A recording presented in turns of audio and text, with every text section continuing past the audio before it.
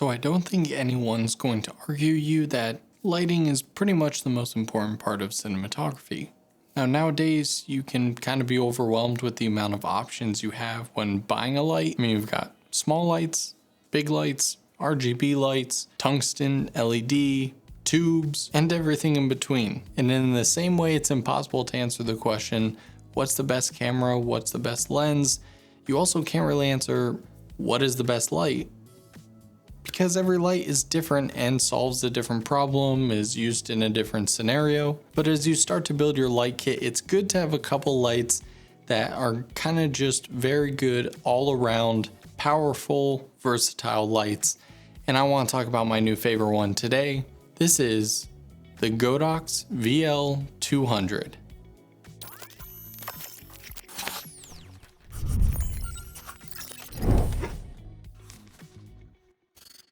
Now I've actually been using the Godox SL200 watt light for the past like 5 years, and that thing is a total workhorse. It's gone through all the paces, been beaten, dropped, and everything in between. And so it's actually pretty awesome for me to be checking out the latest line from Godox just because I've been a fan of their lights for a long time. So as with pretty much every light nowadays, it comes in a really nice carrying case. It's not a Pelican or super hard shell. But it has a really nice simple design to it. And honestly, my favorite part of a case is, can I break everything down, set it up, and put everything back in its place within like 2 or 3 minutes. Part of the reason I hate like gimbal cases is because as soon as you unbox it and take it out, you're never actually getting it all back in there. And so with this Godox case, I can easily take everything out, put everything back in the matter of a minute or two. And so I really like that. So in the case, of course, comes the light itself. It actually comes with a newly designed reflector that makes this light insane with, I believe, over 70,000 lux at 1 meter with the reflector on. Of course, you have the newly designed extra battery housing controller box that we'll get, of course, into in a minute. Cables to connect the box to the light. And of course, it comes with the optional AC power so you can go right into the wall. It also comes with a wireless remote that you can actually use on the SL200 and previous generation of lights. So it's pretty cool that you can group them all together and have them work. Now the VL series actually works with the Godox app, so you can control the power and everything through there. All right, so one thing I want to show you is how fast the app actually works. So I launched it up. Of course, I've already connected it before in the past, but you just go to LED and you can see it's already connected. And of course, this isn't bi-color, so all you're changing is the brightness. You can swipe. It's really hard to do backwards. You can swipe to go up or down in intervals of 10. Or you can, of course, do single digits by going the plus or minus. So yeah, the app works pretty well. So now let's actually talk about the design of the light. If you're used to, especially Apurture lights, then you're going to feel right at home. Honestly, my favorite part, besides being battery operated and everything, is the fact that the connectors are the really strong XLR looking like connectors here. And if you've seen any of my light videos in the past, the one thing that I always bash most lights on is the proprietary and usually very crappy made connectors. But here you have all metal, so you get a really nice solid click. Now, of course, unlike the SL200, you'll notice that there's no controls on the back of the light housing.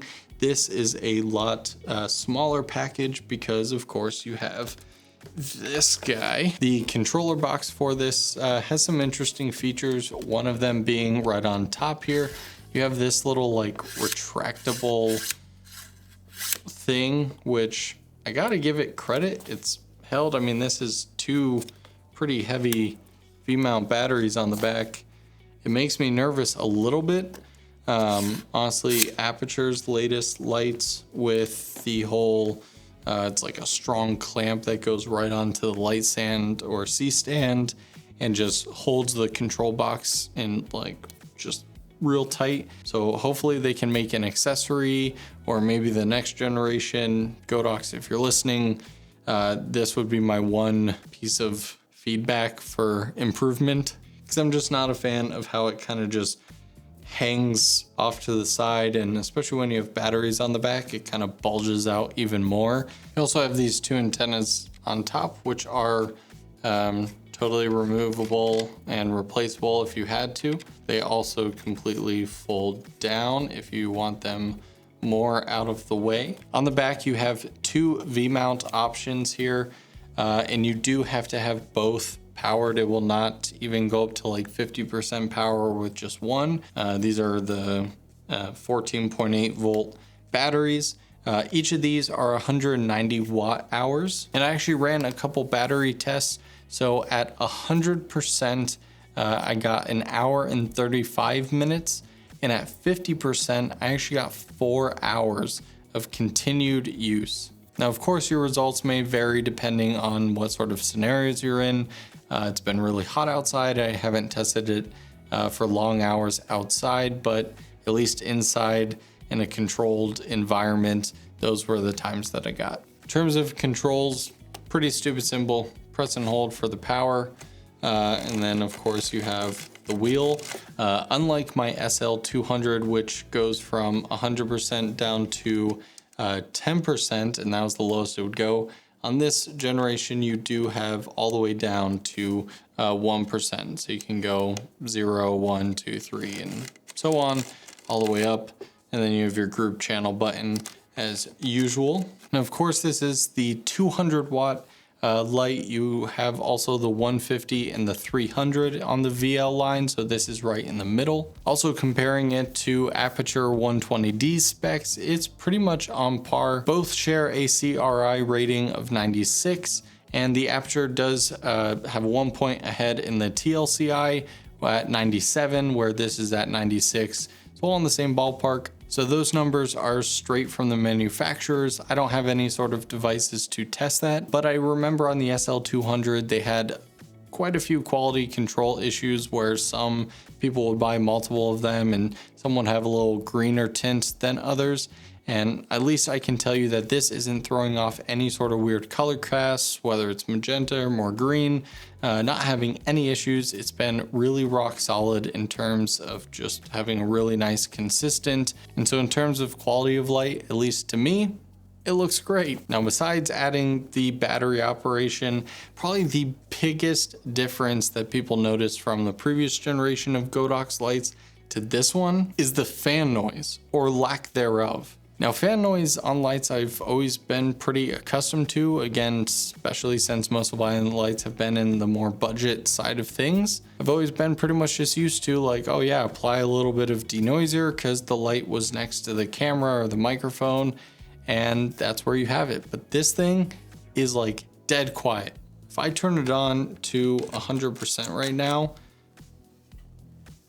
the fan's not even going, and it's not going to go for probably at least 2 to 3 minutes, a little bit more. And even when it turns on, you pretty much can't hear it at all. Here's a test I did where I literally put my shotgun mic like 3 inches above the grill here and on my SL200, as well as 3 feet away, a little bit more realistic scenario. And you can hear the clear difference in fan levels. Check that out. This is the SL200 watt at 100%.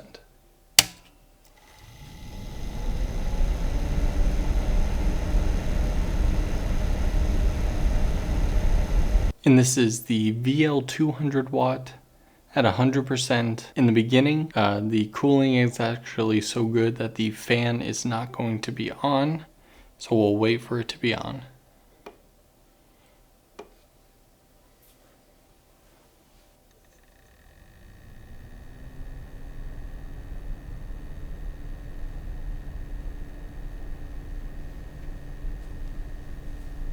Okay, this is the VL200 still running at 100%. The fan is fully going 3 feet away from the mic.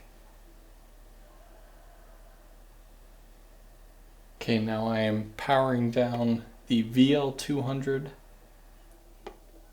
And now this is the SL200 at 100%, 3 feet away from the mic.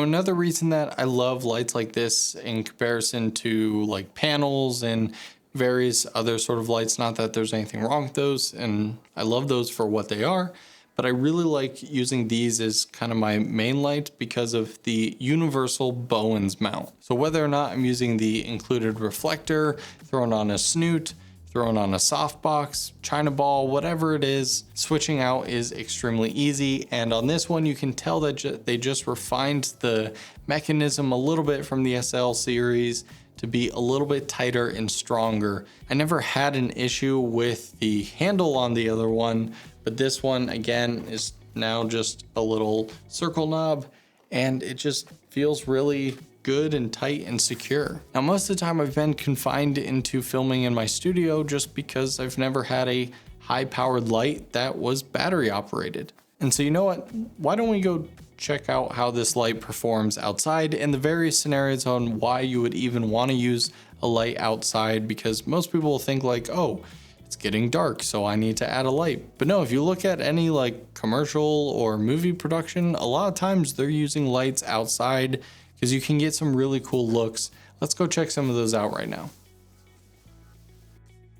Alright, so hopefully this is pretty decent. I'm testing out the new Fiotech Pocket Gimbal. Alright, so we got the light set up and everything, and immediately after doing 2 quick clips, of course this camera isn't great at auto exposure, you can already tell that there's a difference. You know, if you're a vlogger or anything like that, you're not really going to be doing this because, as you can see in this footage, the raw clip is just fine. You can grade it, everything's properly exposed, not having really any exposure issues. But even in a properly exposed place, you can still add a light to add a lot more dynamic feel. So in this next shot, you can see that it's the same exact thing. I closed up the aperture a little bit. I don't have an ND on me, I believe. So I had to close it down a little bit. And then you can see that by adding in this light right here, just creates a much more dynamic contrast on my face and kind of separates me from the background.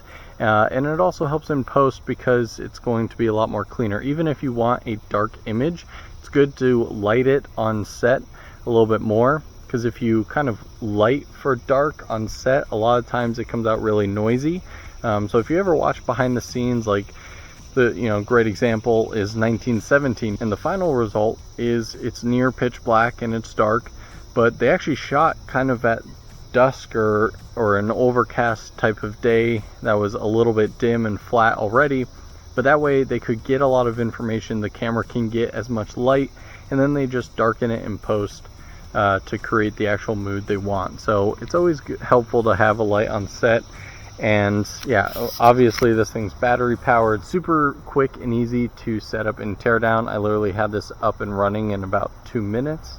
And yeah, so far after a little bit of testing, still no issues battery wise, and yeah, overall love this light. All right, the other incredibly helpful scenario is when you are backlit. So obviously there's a opening in the trees up there, and so a lot of it is kind of blown out behind me, but even in this video you can see I have the light on, and so that's going to help out a ton. If I were to shut this light off, this camera may auto expose, but yeah, well, even in here, obviously adjusted a little bit. You'll see it in this actual test clip, but you can see how much darker my face is, and it really could use a fill. So it's a fill as creating dynamic light. Having a portable light like this on location is incredibly helpful. Again, if you're a run and gun type person, maybe not so much. Maybe that's more than what you want to carry, but it's small enough to where you could keep it in your car for those worst case scenarios, or definitely if you're doing like commercials and more like professional work with client work and stuff, then absolutely this thing is a necessity. So I'm really excited to add this light into my arsenal and pretty much to become my main key light. I know there's a lot of lights I probably could have compared it to, but let's be honest, Apurture is the other biggest brand out there, and I'm going to be completely honest. I've used the Apurture 120dii, 300dii, they're great lights, nothing against them. This thing comes in at $200 cheaper than the latest 120dii. it's more powerful.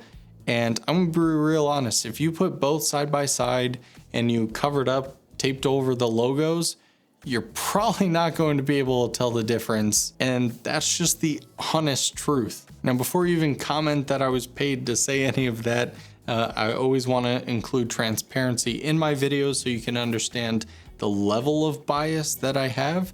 So Godox did send this light out to me. However, they're not seeing this video before you, as well as, of course, I wasn't paid to say any of that. I wasn't paid at all. That's the blanket statement. I've been using Godox for years, and I didn't start out that way. I didn't buy it because I thought it was the greatest brand ever. I bought it because it had the best specs for the best price, and it turns out that it was a really good deal, and my SL200 lasted me for years and is still going strong and still going to be used in almost all my videos. And so now I'm excited to see where the VL200 takes me.